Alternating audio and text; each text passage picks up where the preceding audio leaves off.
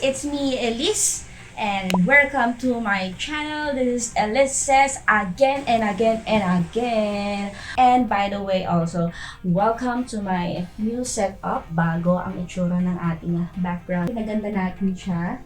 But, hindi muna BTS merchandise ang i-vlog natin for today. But, it is one of the local brands that is being introduced recently. And this is called Lucky Beauty. This is being introduced by Andrea Brillantes. We all know who she is, but she is using her name or her real name, which is Blythe. And I recently bought this into her newly established TikTok shop. I only have 3 products right here. And, sorry. We shall be trying these 3 makeups into me and titignan natin kung worth the buy ba siya.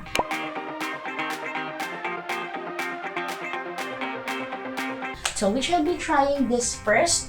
This is the Skin Blur Powder Foundation by Lucky Beauty in the shade Sand. Tingnan na natin sa loob. Meron siya nitong sticker na to. Sorry na guys, hindi ko na siya naipakita sa inyo. Yung quality check na sticker. This is the Lucky Beauty Skin Blur Foundation. Ang ganda ng pagkakamatching ng colors. And ito yung pinaka nagustuhan ko sa part ng packaging. Meron siya nung mga butas dito, yung holes. Kasi dito nakalagay yung puff niya or yung pinaglalagay natin sa mukha. Kapag kasi meron siya nitong mga holes na to, hindi siya magbubuo-buo dun sa mismong lagayan. Try natin muna sa ating skin. This is called skin test kung okay ba siya, kung may allergy ba tayo or what, kung may matchy ba siya sa ating skin type. And as you can see, wow. Kukuntian lang natin para makita nyo lang din bandang mata ko hanggang dito sa may bandang pisngi. And look at this. As you can see in this part, very oily siya at kitang-kita yung mga dark spots, yung mga bakas ng kahapon. But in this side, huwag nyo na lang pansinin to kasi nagre-review ako lately. But in this side, nag-lighten up siya and nag-mattify. And also, minimal pat lang yung ginawa ko. Pero, ang ganda, di ba?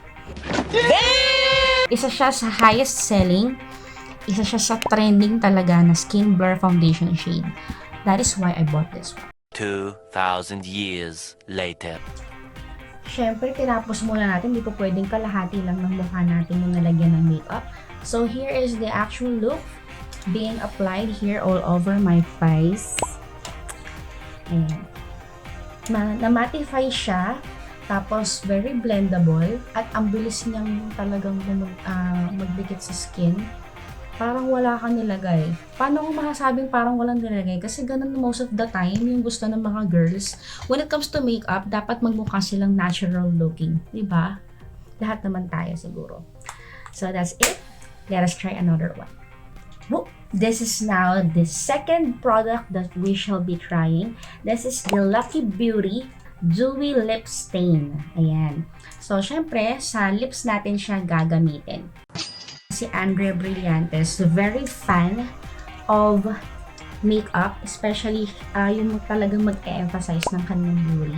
Tsaka talagang ano siya, yung makapal, pero very balanced. I really prefer na ang lalagyan sana is yung clear. Para makikita mo kung paubos na ba yung makeup or meron pang laman. Pero the color itself, ang ganda, ang classy. Dito sa ating lip stain, meron siyang 2 portions. Yung part na to, yan. Ito, ang sabi niya, ito daw yung ginagamit sa labi natin para hindi siya totally mag-color. Kumbaga, light lang.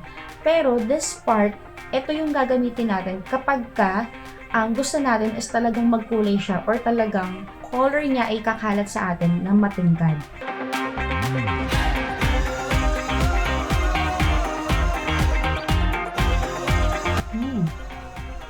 Bango siya.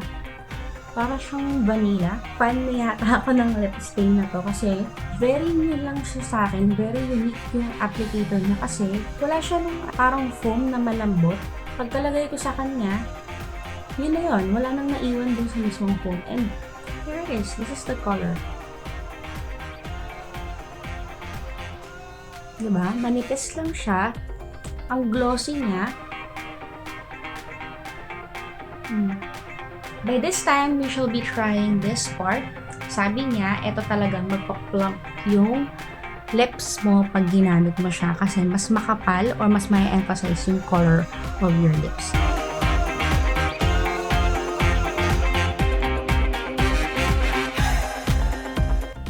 Imagine guys, hindi ko siya binalik dito para makakuha ulit ng another part of the lipstick.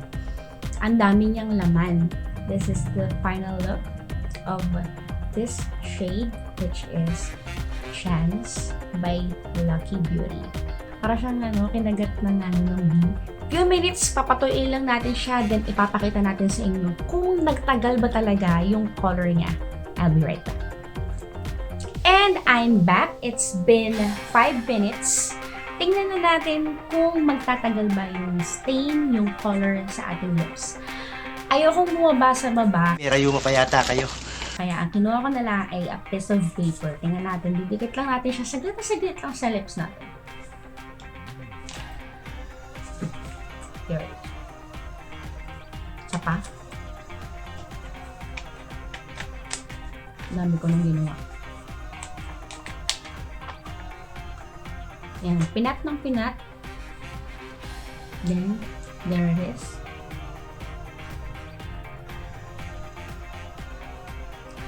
May color pa rin siya. Kaya bagay na bagay sa kanya yung pangalan niyang Dewy Lip Stain. Talagang para siyang nagmancha sa aking labi. And this is now the last item or the final item that we shall be trying. This is the Brow Grip by Lucky Beauty. And this one is in the shade of Clear. This is the packaging. It is in rose gold. Then we have this gold portion. Yan talaga yung color ng kanyang product. This is the applicator. Hindi siya katulad ng ibang applicator para sa ating brows. Kasi yung iba talagang spiral siya. Pero itong isang to, yung plain lang yung likuran niya. Sabi nila, this is used for laminating your brows. Kumbaga para pang pahid lang. Then this is the brush. Ayan. So ito yung gagamitin natin mamaya para sa ating kilay. Let's now try it. Ang ganda ng kanyang brow grip kasi hindi siya katulad ng ibang panglagay sa brows na magbubuo-buo yung white.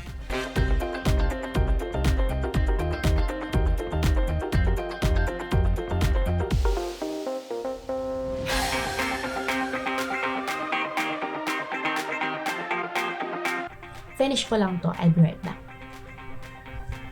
There you have it. Nagamit ko na siya. Ginamit ko na yung laminator at saka yung brush. As you can see, hindi ko naman pinutulan talaga yung kilay ko, but ang ganda niya. Kasi hindi siya nagbubuo-buo. Ang bilis niyang matuyo and ang bilis niyang naporma yung kilay ko. Nagmukhang makapal na maganda yung kilay ko because of this product. I really recommend this, lalo na din sa mga makakapalang kilay. But for someone like me na manipis yung kilay, I highly recommend na maglagay muna siguro kayo ng color sa inyong kilay, then tsaka kayo mag-apply nito. Or vice versa. Depende kung ano yung mas prefer niyo. Pero para sa akin kasi, mas gusto ko na ilagay ko muna yung color, then right after tsaka ko nalagay yung mismong clear brow grip. Kasi nga, kapag nilagay ko pa lang siya right after ko maglagay ng brow grip or yung clear brow grip, nakaka-affect na siya dun sa pagkakaporma ng aking kilay. And also dahil natigas-tigas na siya ng konti, hindi natin maya-apply na maayos yung color. Masasabi ko na for a local brand, ang ganda niya. Makeups are actually a thing that boosts our confidence every day. Kaya, very natural talaga siya. Kaya, okay na okay lang sa iyo na magsuot ng makeup because of this product. Its price, makikita niyo naman siya dun sa page ng Lucky Beauty and also the TikTok shop or page ng Lucky Beauty Incorporated. For this two, kung di ako nagkakamali ay nasa 299 pesos siya at the moment. Then for this one, this is 549. But you may also check kasi depende din, the price may actually change depending on the discounts that you may actually have, diba? And if I would recommend this product to you guys, definitely it's a yes. Medyo may konting kamahalan, but it's worth a try. Kumbaga, magtatagal siya sa'yo eh. Alam kong magtatagal talaga siya sa'yo kasi ang ganda ng packaging niya, ang ganda ng colors niya, and ang ganda ng mismong product para i-apply mo sa sarili mo. Magtatagal talaga siya.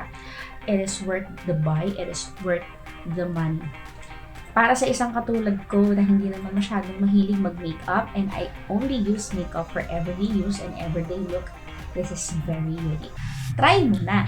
This is ElizeSays again and again and again. See you next vlog. Like and subscribe.